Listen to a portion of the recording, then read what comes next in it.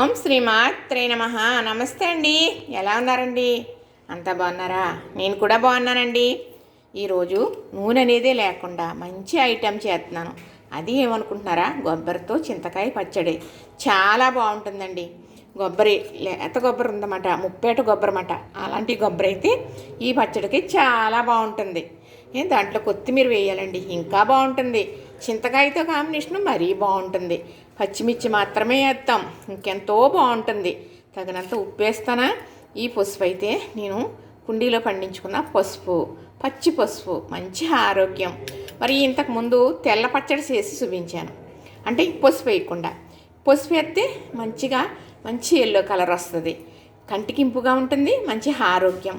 మరి నూనె వేయకుండా చేసే ఐటమ్ కాబట్టి మీకు అలా కాదు, మాకు తాలింపు వేసుకుంటాము అనుకున్నారనుకోండి, కొద్దిగా నూనెతో తాలింపు కూడా వేసుకోవచ్చు.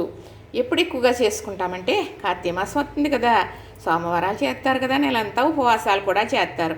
అలాంటప్పుడు మరి కార్తీక మాసంలో ఎక్కువగా చింతకాయ కొబ్బరికాయ పచ్చడి చేసుకుంటూ ఉంటారు. పప్పు చింతకాయ కూడా వండుకుంటూ ఉంటారు, చింతకాయలు వస్తూ ఉంటాయి కాబట్టి ఇలా చేసుకుంటారు. మరి పప్పు చింతకాయ నేను కార్తీక మాసంలో వండినప్పటికీ తాలింపు అనేది వేయను. అలానే చింతకాయ పప్పు పచ్చిమిర్చి చక్కగా వండుతాను, పచ్చిమిర్చి వేస్తాను, కారం వేయను, ఉప్పు పసుపు వేస్తే ఎంత బాగుంటుందో. తాలింపు వేయనండి, చాలా బాగుంటుంది. వారం ఉపవాసం చేసినప్పుడు అలా తింటాం, ఆరోగ్యం. అందుకే పెద్దలు చెప్పారు మనం చేయాలి.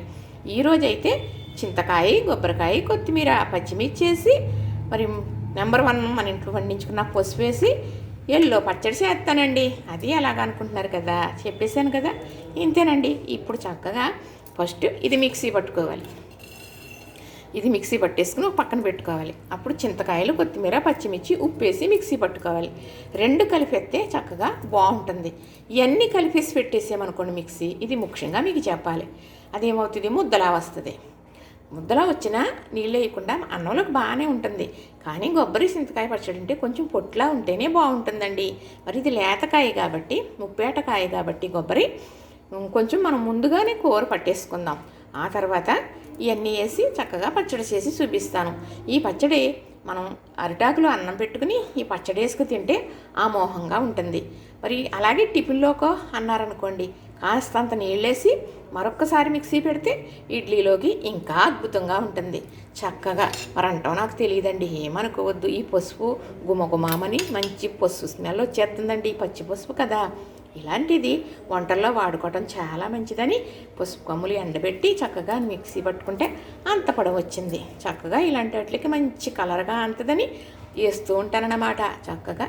ఇప్పుడు ఇదైతే మీకు మిక్సీ పట్టేసి చూపిస్తాను. ఇప్పుడు ఈ కొబ్బరి మిక్సీ పట్టేస్తాను.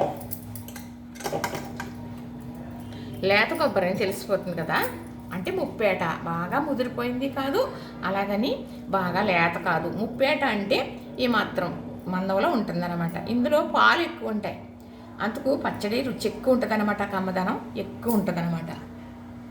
ఇదిగో చక్కగా మరి ముప్పేట కదా, కొంచెం ఇలా వస్తుంది, కొంచెం ఇలా ముద్దలా ఉంటుందన్నమాట. మరి ఈ పచ్చడి చాలా బాగుంటుందండి, పాలు ఎక్కువ ఉంటాయి కాబట్టి కొబ్బరిలో చాలా బాగుంటుంది. ఇప్పుడు ఈ కొబ్బరి పక్కన పెట్టుకుని, ఇప్పుడు ఇందులో చింతకాయలు కొంచెం పుల్లగా ఉంటేనే బాగుంటుందండి.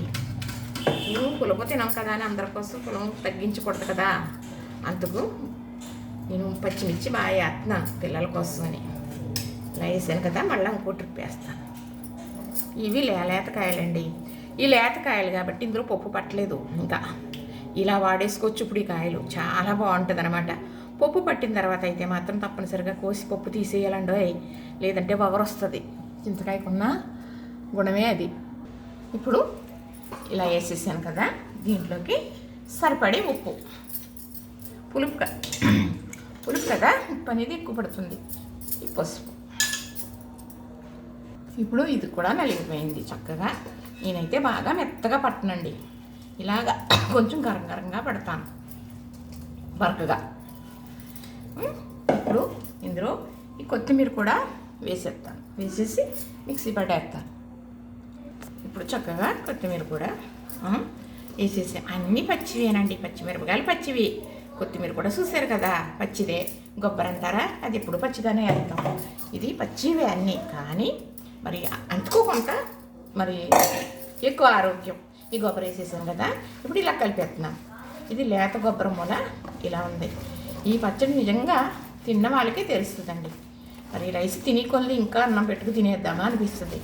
మీకు తెలిసింది కదా, కొత్తిమీర చింతకాయ ఉప్పు మంచి, కొత్తిమీర మంచి స్మెల్ కానీ, పచ్చిమిరపకాయ మంచి కారం కానీ, మరి అలాగే చింతకాయ పులుపు ఎంత బాగుంటుందండి ఇలా చేసుకుంటే. చాలా బాగుంటుంది. లేత కొబ్బరికాయ కొంతమంది లేతది కదా ఎలా ఉంటుందో ఎందుకు ఉంటుంది, చాలా బాగుంటుందండి. ఇదేం రుచిదా అండి. అవును, ఇప్పుడు చూసారా ఇది ఇలా ఉంది కదా, ఇలా కలిపేసాను.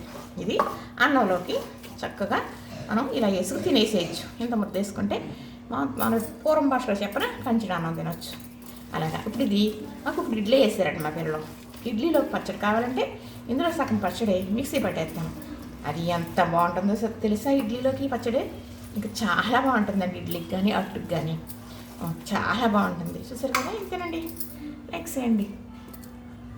చూసారు కదా, లైక్ చేయండి, షేర్ చేయండి, సబ్స్క్రైబ్ చేయండి. ఎల్లో కలర్ చూసారా ఎలా తెలుస్తుందో పసుపు, ఇది మీకు ఎల్లో కలర్లో చేసి చూపించాను. అది పసుపు వేయకుండా కొంచెం చేత్రానికి చిన్నది వేసి చేస్తాను, అది వైట్ పచ్చడి అంటారు అన్నమాట. చూసారు కదా, నచ్చింది కదా, ఇంతేనండి. లైక్ చేయండి, షేర్ చేయండి, సబ్స్క్రైబ్ కూడా చేసేయండి.